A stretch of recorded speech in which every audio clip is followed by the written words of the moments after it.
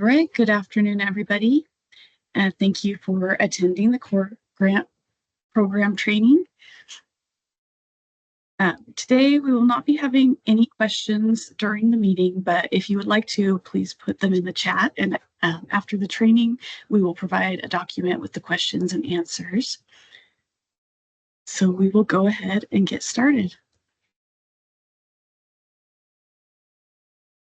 So today we're going to provide a comprehensive training on the grant program. So we'll provide our program contacts, talk about the background and how the Critical Organ Airport Relief or COAR program was created.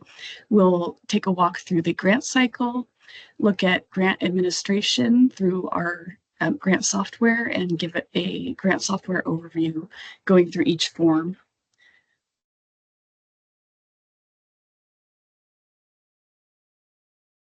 So to start off, I'm Andrea Abrahamson, and I've been working with the COAR program for about 5 years. I do the grant application execution, review milestone progress reports, and perform the grant closeout and project inspections. And then, Army, if you'd like to introduce. Hi, my name is Ernie Bunko. I'm also a ASAP grant program coordinator doing grant application execution, request for reimbursements, and grant closeout project inspection. And I've been with the program for about a little bit more than a year. Perfect, thank you. All right, so we'll start talking about the introduction to the program and the background. So the COAR program is part of the Aviation System Action Program, or ASAP. And the ASAP program was created through the 2015 legislative session with House Bill 2075. Department of Aviation requested an increase in aviation fuel tax to fund 3 programs, which are COAR, which is state-owned airport reserves, and this is funding for our 28 state-owned airports. COAR, the Critical Oregon Airport Relief Grants, which are grants available to all public use airports in Oregon, and then the ROAR program, which stood for Rural Oregon Airport Relief. And that program was specifically for helping bring commercial air service to rural airports in Oregon. The ASAP program and the 3 programs underneath it are governed by Oregon Revised Statute 319.023 and Oregon Administrative Rule 738-124. And so we'll go through those really quickly just to give a summary. So Revised Statute 319.023 defines the amount of fuel tax that is received by Oregon Department of Aviation, and we must petition the legislature for increases to this program revenue.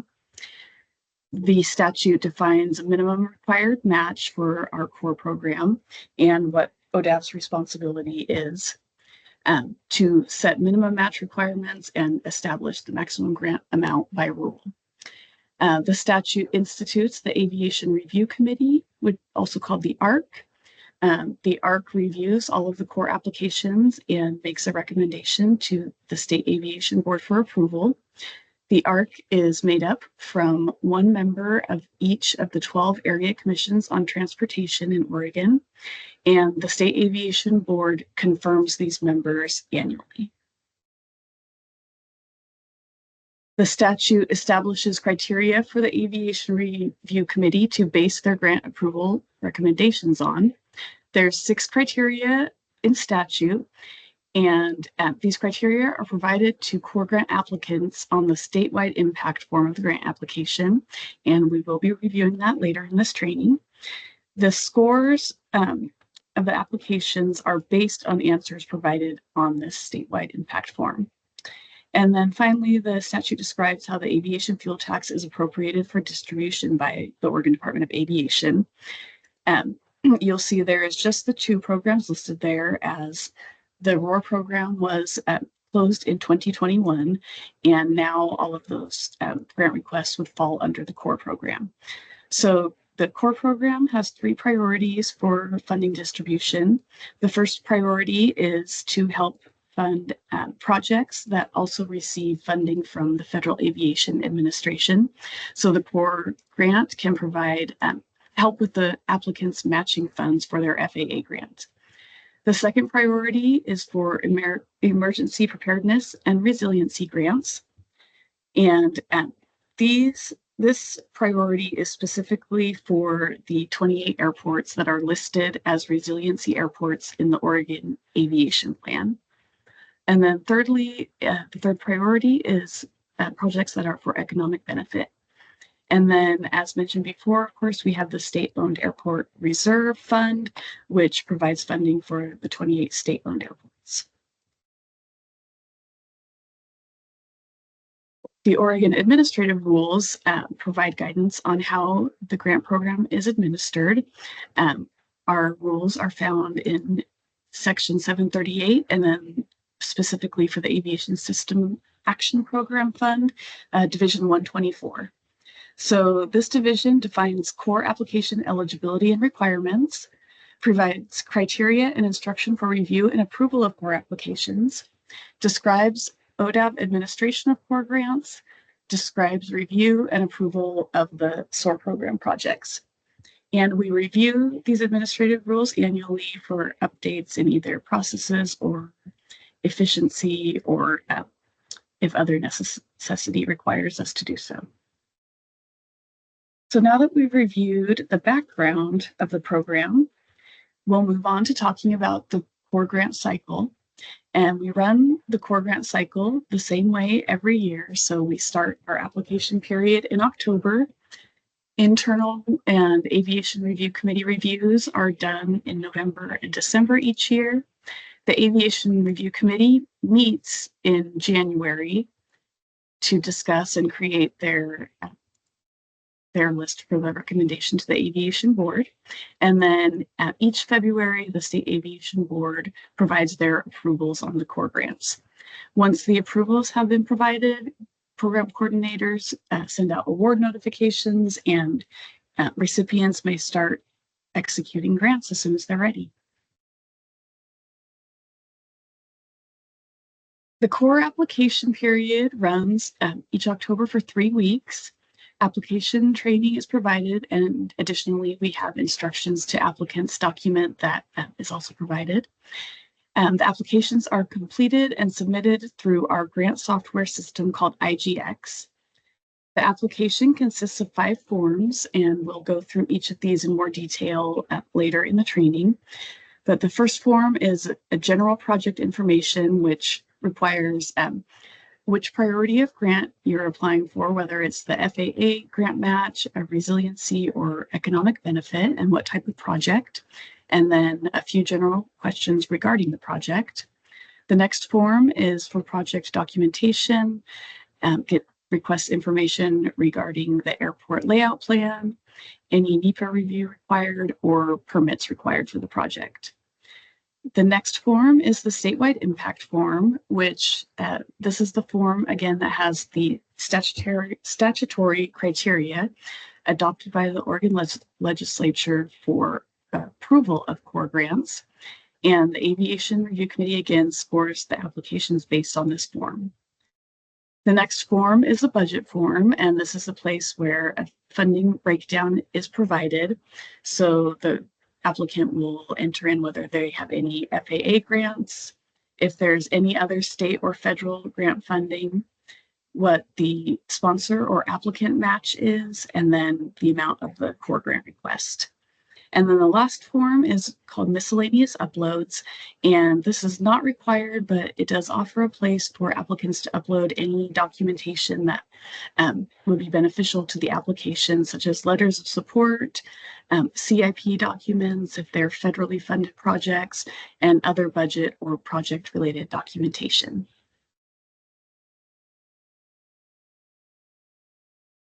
Once the applications have been submitted, they are in internal review status, and this internal review is performed by ODAV CORE program coordinators.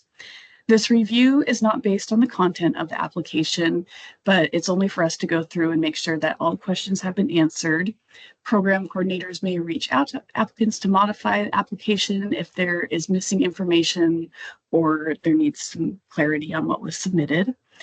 And then finally, after the application internal review is completed, program coordinators prepare and give the application packets to the Aviation Review Committee and schedule meetings for their reviews.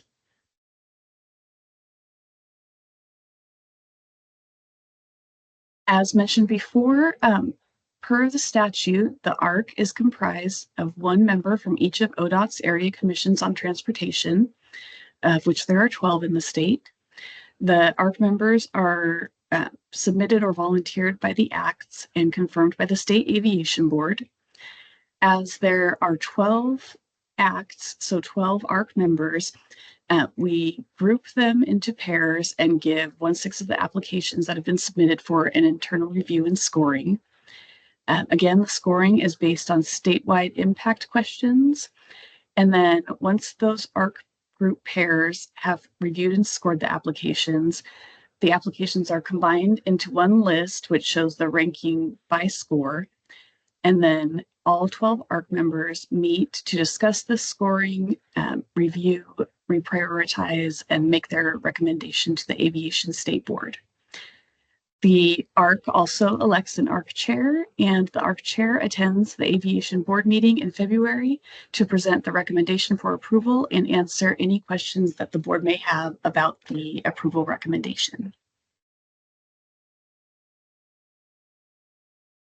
Again, COAR grants are approved at the annual February Aviation Board meeting.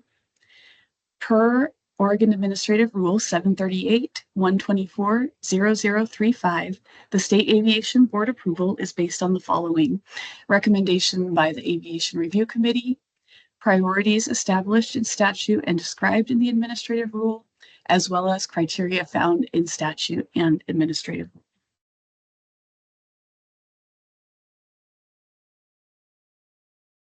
So once the board has approved the applications, we start moving into award notification and then working with recipients of the grants to execute their agreements. As mentioned, our grants are all administered through a software called IGX. And I'm just going to give a quick overview of the different forms and administrative processes in IGX, and then we will switch to the actual software program and show the forms there. So in the software program, we do grant agreement execution. There are monthly milestone progress reports for the grants. We have an amendment process if an amendment is required for the grant, requests for reimbursement, also called RFRs, and then grant closeout. So for the grant agreement, once applications are approved by the State Aviation Board and award notifications are sent, grant execution may begin. Grantees will provide updated project costs, project start and end dates, and project milestone dates. Program coordinators create the grant agreement, and once signatures are obtained from the grantee and the department director, the grant agreement is executed. Once the agreement is executed, monthly milestone progress reports are required. These reports, also called MPRs, are initiated automatically on the first of the month, and grantees will receive an email notification when the MPR is available and ready to be completed.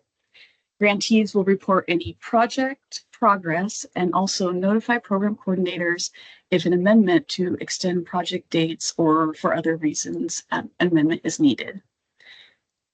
If an amendment is needed, for instance, if the project is going to go beyond 90 days beyond its original expected end date, then we'll go through the amendment process. And this process is the same as the grant execution. We update if the project costs need to be updated, start and end dates and milestone dates. And then we provide an amendment form to be signed and executed. The next form is the request for reimbursement, or RFR. RFRs may be submitted a maximum of one per month. An RFR will not be processed without a corresponding NPR for the same time period as the reimbursement request. So if a reimbursement is being submitted for work done in June 2025, the NPR for June 2025 must have been submitted and approved in order for the reimbursement to be approved. Program coordinators may request any documentation necessary to verify the cost requested for reimbursement, and 5% retainage amount is withheld from each reimbursement and then paid at the grant closeout. And then finally, the grant closeout. Once the project is complete, the grantee will submit the following items: a final RFR with all their remaining invoicing, the COAR project closeout report, which is provided by program coordinators, a final document if the project is a design, study, master plan, etc. If the project is construction or equipment, then photos must be submitted. If the project is related to an FAA grant and a Priority 1 COAR grant, then we do request the FAA project acceptance letter. And then finally, any other documentation as needed by program coordinators to close out the grant file. So once all closeout documentation is verified, program coordinators will release retainage. If a physical inspection of the project is required, program coordinators will reach out to grantees to schedule.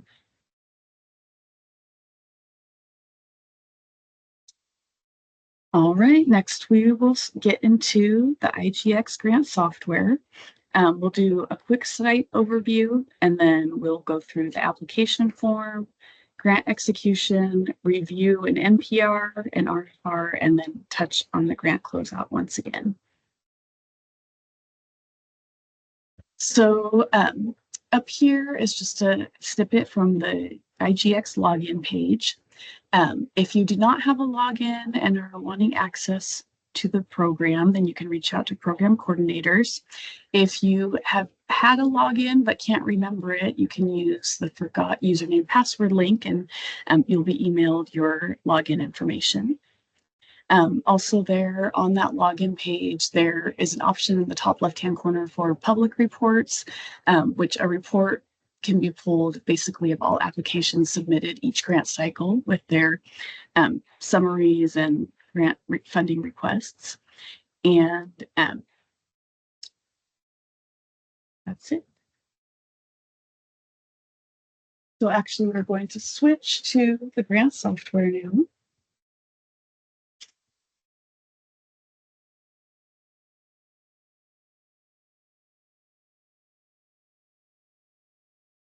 All right, so go ahead and go to the dashboard. So when you first log into IGX, you will be on the dashboard, and this is what it looks like.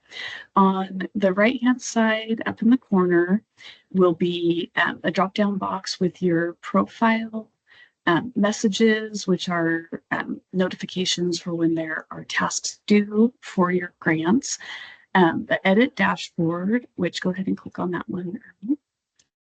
So if you log into your dashboard and you don't have that My Tasks or My Opportunities box, you can add them by clicking on that Edit Dashboard option.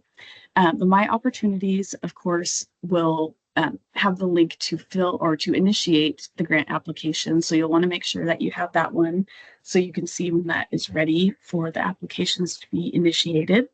And then the My Tasks box will show all of the items that are pending for current grants.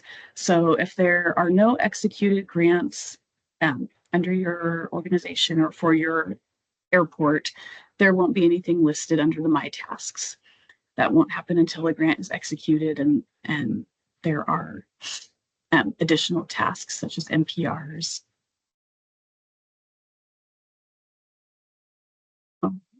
And then go ahead and actually go back to the program manager and click on the profile under the dropdown. And so profile will show your basic information, and then also including the organization that you are logged into. So if any of that information is not correct, you can update your own profile. If there are issues with the organization, you'll want to reach out to program coordinators to update. So on the left-hand side in the blue bar, you can see there's options to look at the organization information. You can look at the organization members, which shows who else has a login for your organization. And then the last one, organization regions, that has to do with the setup for the airport. And so it determines things such as whether it is a NIPIUS or non-NIPIUS airport, what ACT region, and what region in Oregon the airport is located in. If there's any errors on those, again, reach out to program coordinators and we can update that information. So once you're on the dashboard and you're ready to complete an application, you'll go to the My Opportunities and find you will only have one opportunity, of course, just for the newest application cycle. You'll click on it and the application will automatically open. So go ahead and go to our test application. And so you'll see on the left-hand side is a blue bar, and this is where all of your pertinent information for the application and grant is going to be located. So again, you'll see those 5 forms as described earlier in the training. So the first one is the general project information. The fields with asterisks are the ones that are required to be filled out. The other ones, such as those fields in white, are automatically filled in by the system. So again, if there's any errors in the auto-filled information, reach out to program coordinators and we can get that updated for you. So you'll fill out contact person information. And then as you scroll down, the next section is for project name. So you'll want to provide a simple but descriptive project explaining what exactly is going to be requested for this grant. Got your project location, county tax parcel identification numbers. So you'll enter those, and then if you have them compiled, they can be uploaded on the page there. So you scroll down a little bit more, it'll ask you to input the airport name, and then you'll be in the project overview section. So here is where you're selecting the type of project that is being proposed. And so there are 4 options in that drop-down box. As you see, the one we have selected here is project implementation. And those are projects that are ready for implementation, such as construction, maintenance, something that is ready to go as soon as the grant is executed. Program planning is the next option. And these are projects that have to do with planning, such as master plans, design for future construction projects, engineering, ALPs, etc. The third option is program elements. And this refers to purchases of equipment such as tractors, snow removal equipment, etc. And then the last option under the type of project is program study. And this would relate to projects such as doing a resiliency study or airport boundary studies. So once you've selected the type of project, next you will be selecting the category of project for which you are requesting the funding. And this drop-down box is related to the priorities that were created in statute. So the first option in the drop-down box is the priority 1 applications, which are assistance with FAA grant match projects. The second option is the priority 2 emergency preparedness and resiliency projects. And then there are 3 more options under that are all priority 3, and those are critical essential services or equipment, aviation related business development on the airport, or other airport development for local economic benefit. So you'll choose whichever one of those is most correct for the type of projects that you are going to be doing. Next, you'll enter the proposed project start and end date. And this is just a best estimate. Oftentimes, this can change between the time that the application is submitted and the grants are approved. And so just the best estimate is all that's required there. The next field is a project summary. This is just a brief summary that will be used in reports and other published materials, such as when we provide reports to the legislature regarding our grants. This is the descriptions that are provided for those. The next field is a little more in depth, talking about the project purpose and description. So the description should include what the project will do, who will benefit from it. You can describe the public benefits that will result from the project. The best way to look at it is this description could be equivalent to a project scope. So if you have a project scope already in place for the project you want to apply for, that's something that can be entered right here. Our next field as we go down asks, does the project eliminate current deficiencies listed in the Oregon Aviation Plan? For each of these next questions, either a yes or no is required. If you select yes, you will need to put an answer in there. And if you select no, then the field is not required to be filled out. Then we have, does the project modernize the airport by exceeding state or federal minimum standards as stated in the Oregon Aviation Plan? Does the project prevent future deficiencies and preserve the existing facilities? Does the project increase the financial self-sufficiency of the airport? And finally, does the project have local support? And again, any documentation that you have that goes along with this form, such as letters of support, can be uploaded on the miscellaneous uploads tab. So that is the first form of the application. The next form is project documentation.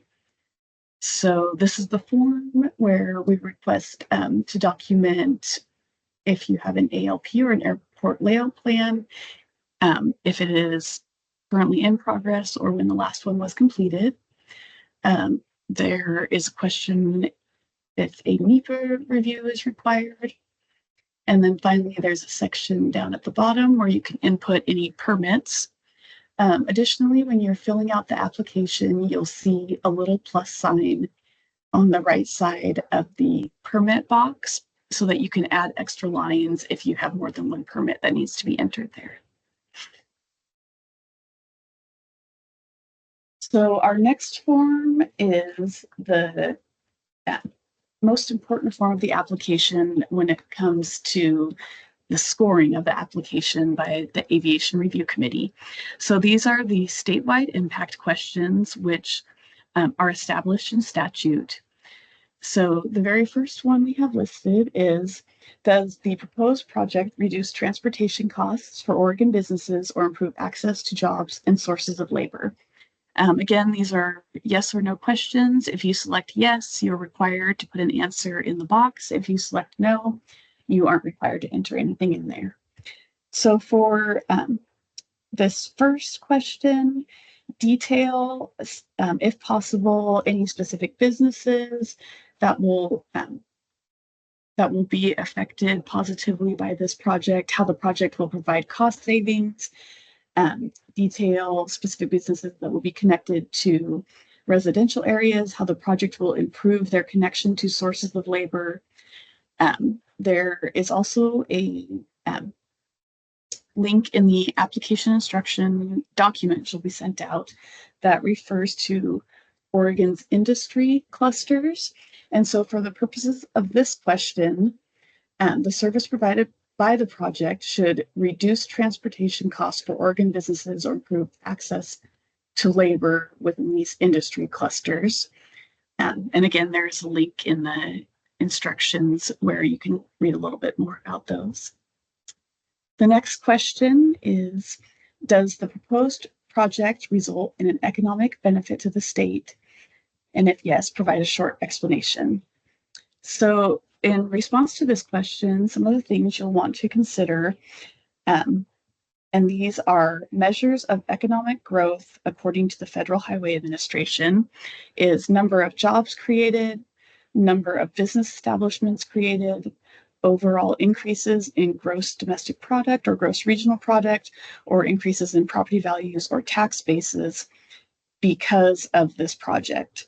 So as much detail as you are able to add in these questions, this specific information will help the Aviation Review Committee determine if the project is providing an economic benefit to the state.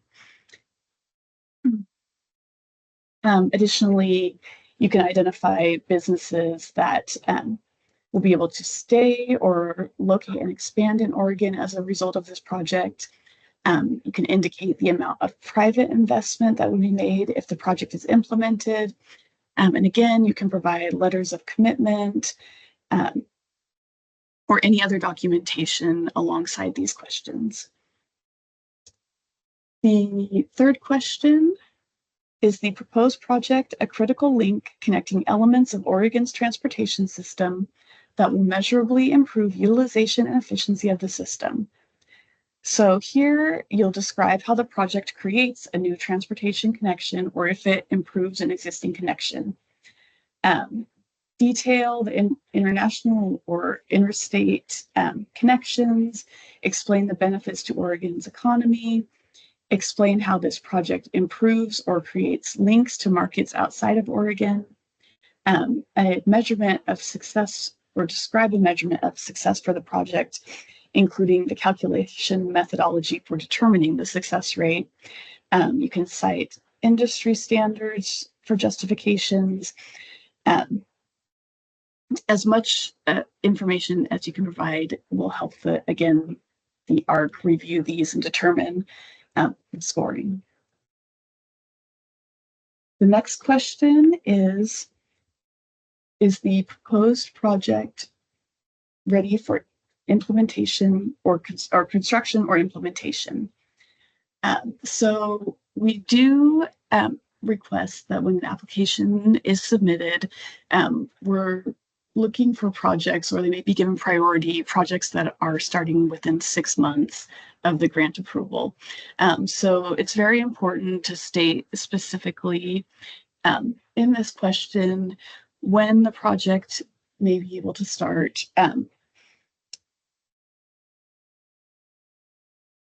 Following considerations may be used when we're looking at the project readiness, things such as applicant responses, the permitting information you've entered, information on the budget page regarding match financing, capacity, any other uniqueness or unique or construction readiness issues we'll look for in conjunction with this question. And then along with that, the next question specifically asks if the project has any unique construction readiness, project implementation issues, or possible delays. So if you do answer yes here, you want to be specific as possible about what the delays are, and again, giving the best information that you can about when the project will be able to be started. And then next question, does the proposed project have a useful life expectancy that offers maximum benefit to the state? So we do request that you provide the useful life expectancy of the project in years. For construction projects, of course, you can look at what the lifespan of that particular project or equipment is.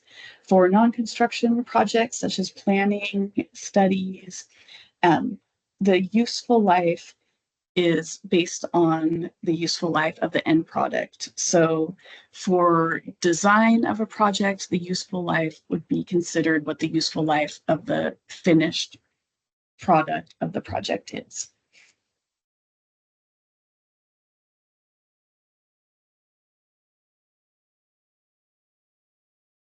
All right, and so that is the statewide impact form. Our next form is the budget form. So the very first question at the top asks, is this project currently on your approved federal CIP? So for the priority one FAA projects, this should be a yes. If you're applying for one of the other two categories, it may be a no.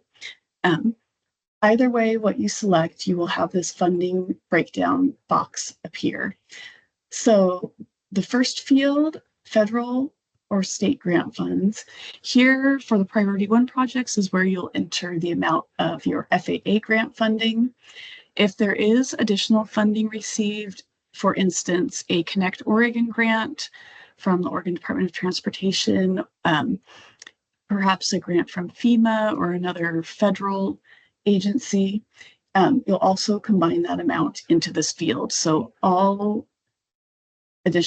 grant funding that will be going towards this project will be included there. And then the sponsor funds or the required match for the sponsor is in that next field. And then the system will automatically calculate the total project cost.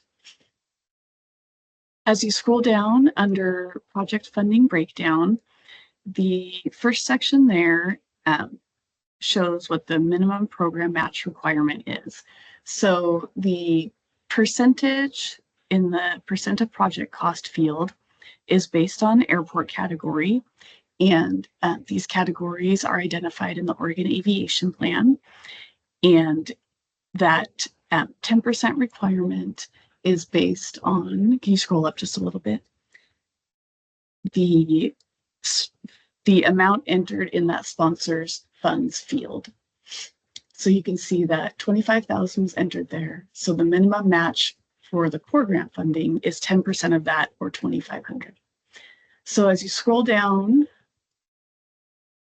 into the source of match funds section, you'll enter FAA grant funds, funding other than sponsors. So that would be funding not coming from the airport or the sponsor of the project.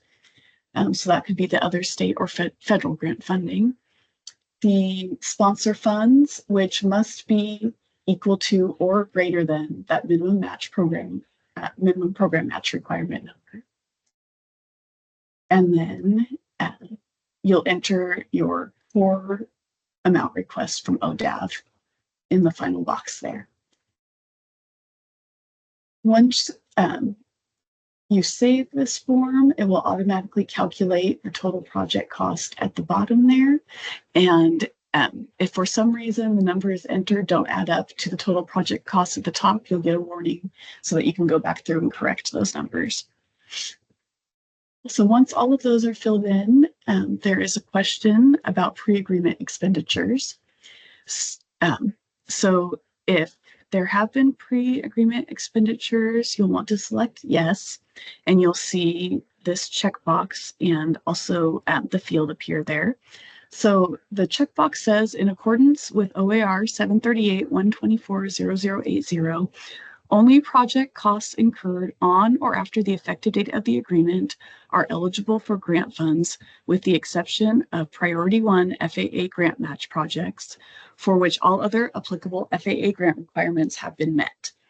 So what this means is that for expenditures that have been incurred prior to the COAR grant being executed, if it is a priority one project, we will accept those for reimbursement. If it's a priority 2 or priority 3 project, we will not accept pre-agreement expenditures for reimbursement. So when it comes to the priority 2 and 3 grants, it's imperative to get those ones executed as soon as possible to make sure that none of the project work is started before the grant has been executed.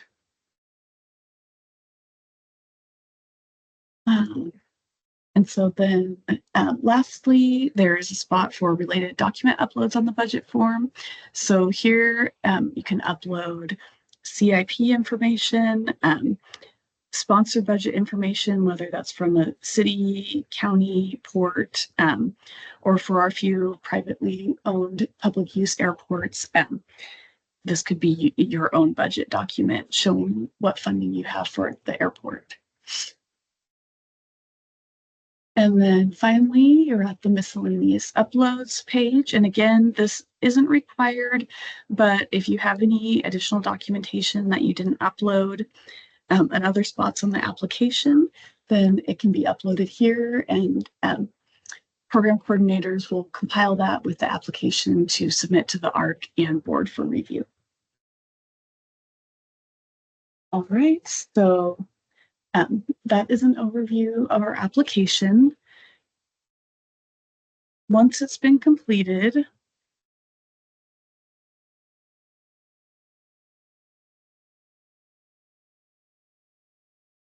you will submit the application, and this is done through status options.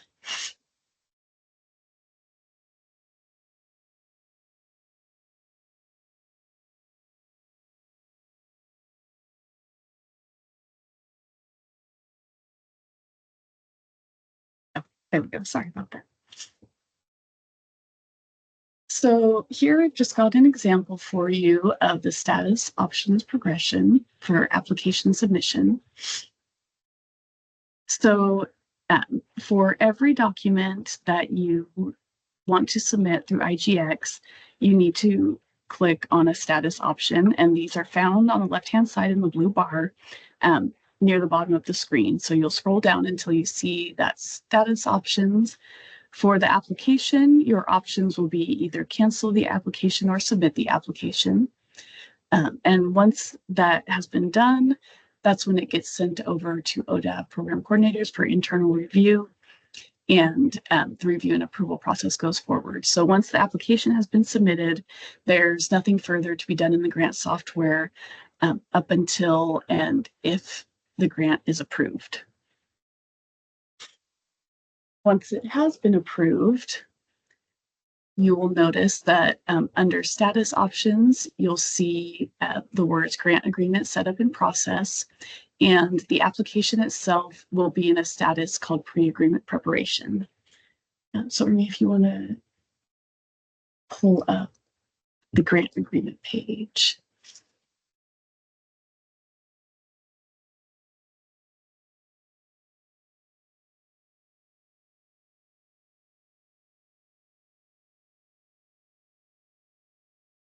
Once your grant has been approved, this form will show up under your application forms, and you can go in and fill out the information, and we can move forward to grant execution. So the information requested in this form is the fields that have asterisks next to them. So your remaining project costs. And then down below, you'll enter project start and end dates. And here is where you can update if those have changed since they were entered in the application. And then below, we have our milestones. Every project is required to have the 4 milestones, which are the 25% completion, 50, 75, and 100% completion. And then the last milestone on their FAA grant agreement received will be added on by program coordinators if you have a priority 1 grant and have not provided us with the FAA grant prior to executing your COAR grant. So we add that milestone in to make sure that we get a copy of the grant agreement prior to the COAR grant closing out. So once that information has been entered in, then you'll go to your status options.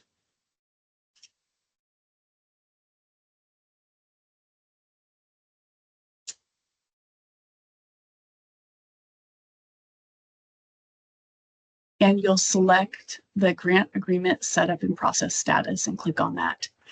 When you click on that, that notifies program coordinators that your agreement is ready to be prepared. We will put it together and send it back over to you for signatures. Once it's signed by the airport's representative, it will be uploaded into IGX, and then you'll see the status submit signatures. Click on that, and that will once again notify program coordinators that signatures have been uploaded into the system so that we can download the agreement and get the Director of Aviation's signature on the agreement to execute it. Once that's all been completed, you'll see in your status options, initiate amendment. So when your grant is in executed status, you will always have that option right there to initiate an amendment.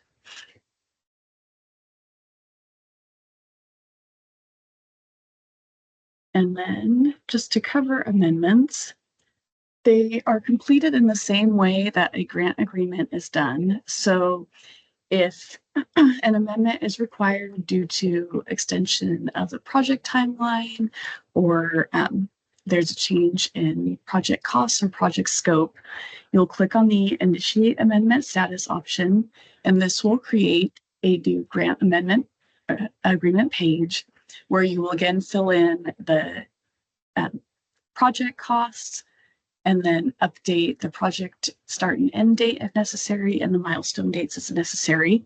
And then you'll follow the same statuses forward by selecting the grant agreement setup in process to submit to program coordinators to create the amendment form.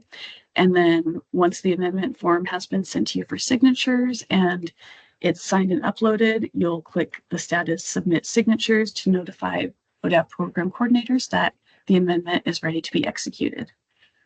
So once that's completed, the grant will go back into executed status. And then once again, you'll just see initiate amendments under those status options.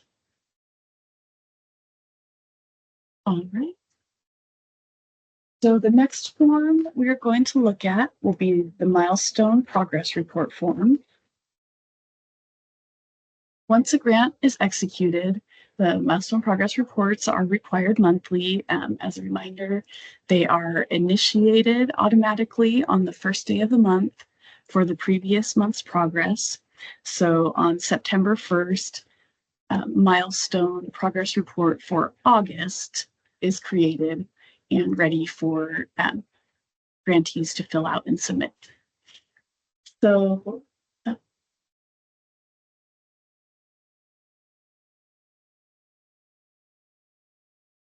So the milestone progress reports, when you open them up, you'll see the first question at the top there. Do you have any progress to report for this month? When you select yes, the boxes below milestone 1, 2, 3, 4, and the FAA grant one will pop up on the screen so that they can be filled out. So you'll go through each one and enter the percentage complete of the milestone. You'll enter actual anticipated completion date. So if the project is on track to be completed as expected, you can just enter that date in there. If there are any changes, you can enter the updated date. If you enter a date that is more than 90 days out from the pre-agreement estimated completion date, a warning will pop up stating that you may need to initiate an amendment. So if you have questions on that, definitely reach out to program coordinators, or if you are ready to submit an amendment, you can follow the process as outlined. You'll also, if your milestone is complete and you've put 100%, in that percentage complete, you'll mark the milestone as complete. If it is not, you can select nothing to report on the milestone at this time. And you will do that for each of your milestones each month. And then at the very bottom, there is a box for project delays. If you get the warning stating you made an amendment, you most likely want to select yes here and enter information about what that delay might be. But if there are no delays and everything is moving forward as usual, you can just select no. And then you will enter your name or the preparer's name in the prepared by field. And then again, you'll see the status options in blue on the left-hand side. You will select submit there. Once it's submitted, program coordinators will get a notification that the NPR is ready to be reviewed, and we will review it and either approve or return it for modifications. If you want to click on the next in process one,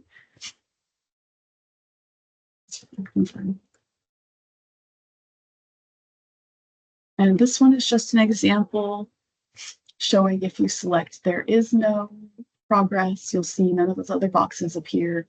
And then here you can enter if there are project delays. And then finally, if you want to click on that last one, if we review the MPR and find that there is additional information needed or something we have questions on, we will return it as modifications required. So you will be able to go in, edit the responses, and then you'll see in the status option on the left-hand side is the status to submit the modifications to send that back over for program coordinator review. All right. And so that is MPRs. So next we are going to go through the request for reimbursement or RFRs. And Ernie, I'll go ahead and turn it over to you for that.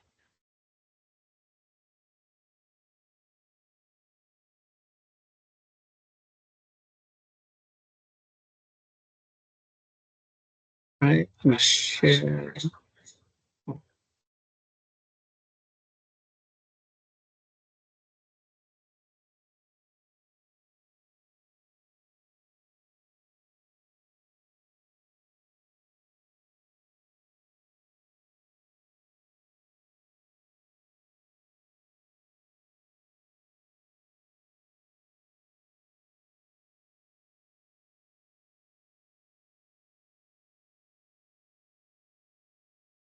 Okay.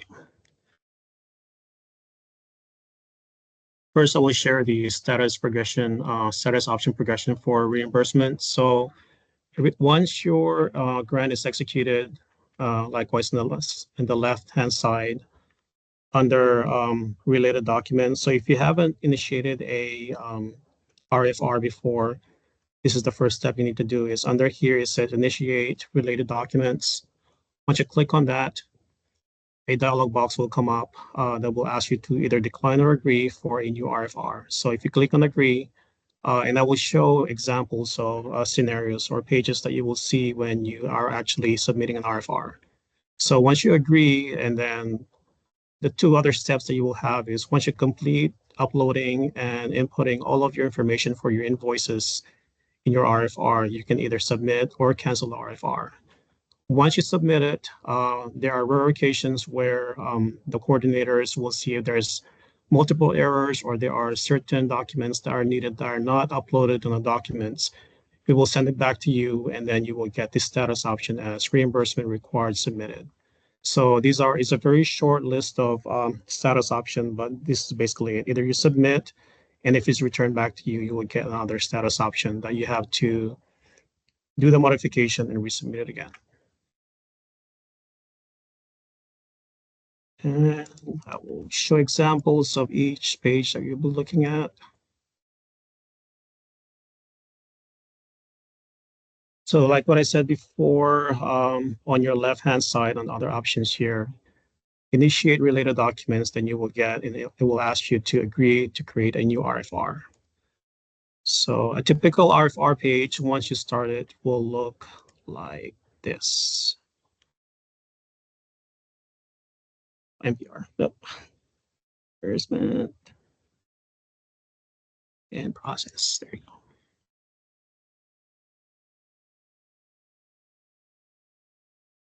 Okay, a blank RFR page will be like this. Like the other pages, anything that requires information will be marked in red box and will have an asterisk on it. So on the first part right here, period covered. So the first date on that one is the time period or the date that a service or a project that is covered within that RFR has started. And then for the end date will be the latest invoice date that you received it.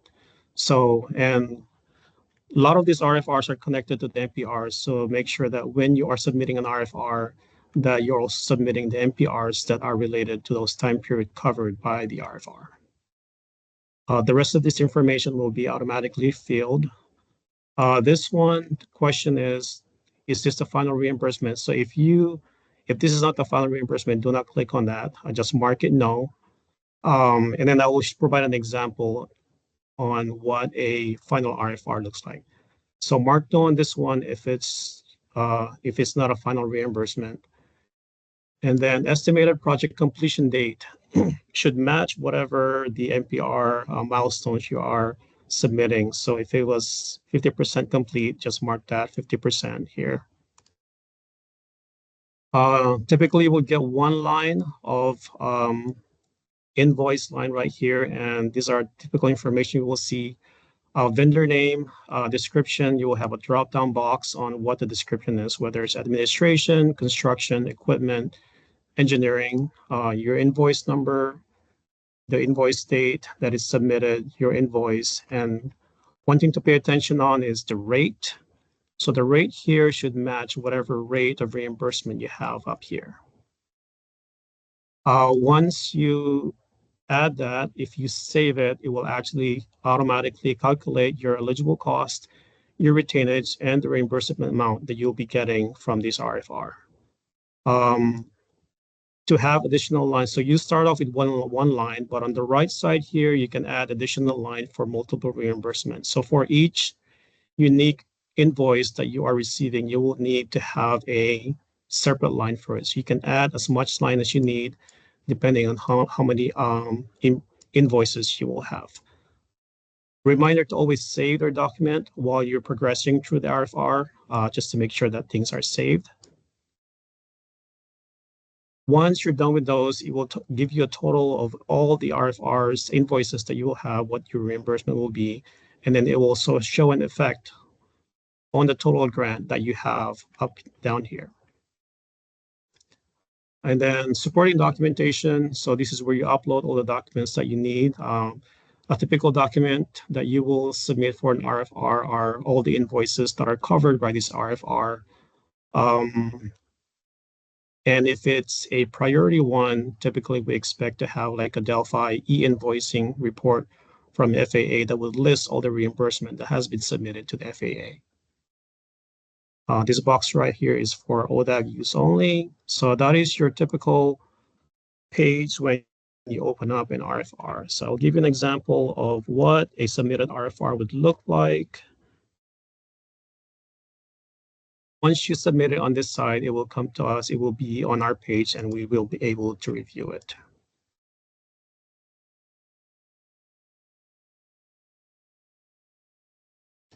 So this is a good example of an RFR that is submitted. So you have your period covered. So this will be January 1st, well, for next year, January 1st till March the 31st.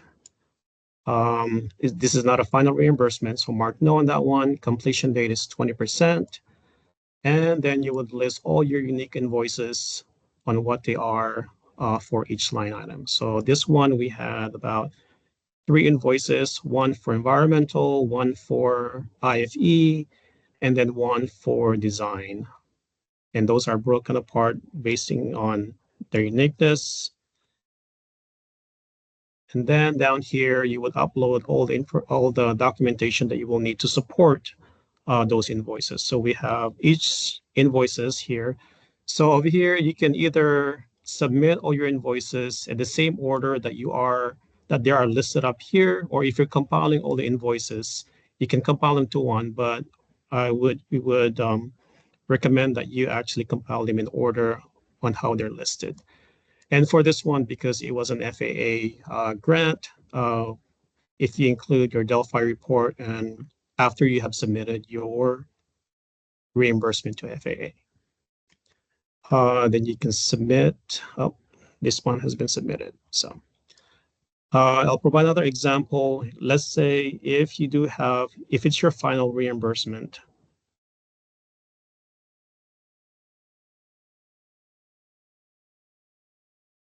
like what I said before, from time to time, if it's a minor error that we will need correction on, we normally just email the grantee to request, for like small piece of information on the invoice or just a correction, we would make those. But if it requires a lot of modification from the grantee, we will send it back to you And this is what it would look like if it's in a modification status. Your status option will say reimbursement request submitted. So once you completed this, then you will click on that option. This example is what it looks like if this will be a final reimbursement. So you got your same information up here, but if it's your final reimbursement, you mark yes. The one thing that will change here, it will ask you to submit a final report. So final report will actually show up in the bottom here under blue. You will click on that and you can download a final report form and you will submit that with the final RFR.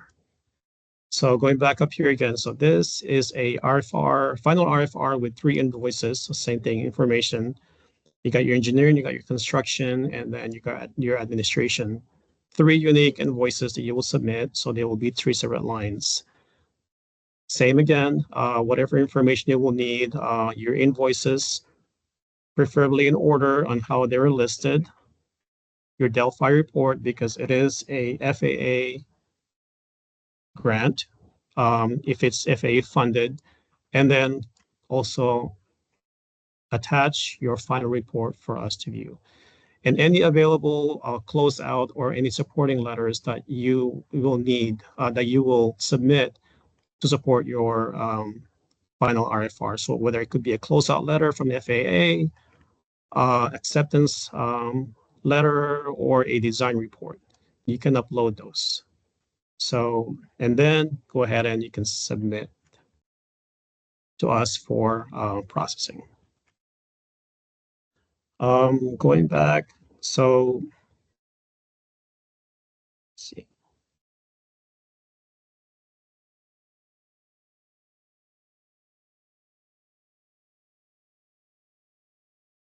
Going back to review again what the status options are. So when you initiate it, you will be left with, so when you initiate, you will get this dialog box to agree on, and then you can start your RFR. Once you submit that, then you will get the option of submitting it. And if it's returned back to you, then you have this option of modifying it and then submitting back to us again.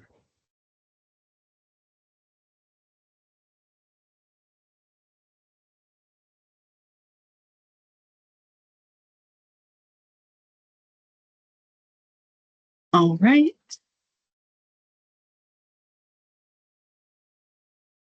Perfect. And then just continuing with the process, once your final RFR has been submitted and processed and we've received all the requested closeout documentation, we will process the release of retainage. As mentioned earlier, 5% is withheld from each reimbursement. And then once all documentation and project has been completed, we will pay that retainage out. And if a physical inspection of the project is required, then grant coordinators will reach out and schedule those inspections. Once all of that is done, the grant will be closed in IGX. Once it's marked as closed, you're still able to go in and review all of the pages, but of course, there will no longer be any milestone progress reports or reimbursements or any other processes on that grant.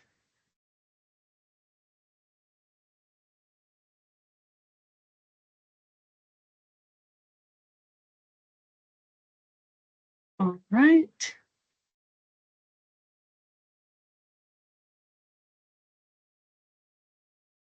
So this concludes our grant training today. Thank you all so much for joining us. You can reach out to program coordinators with any questions. If you're going to email, we recommend using the grants@odav.oregon.gov email as up on the screen, as that will go to both of us. So that way someone will be sure to get your message and we can respond in a timely manner. If you do have any questions about the training today, please feel free to send them over or give us a call. And otherwise, we thank you so much for joining us today.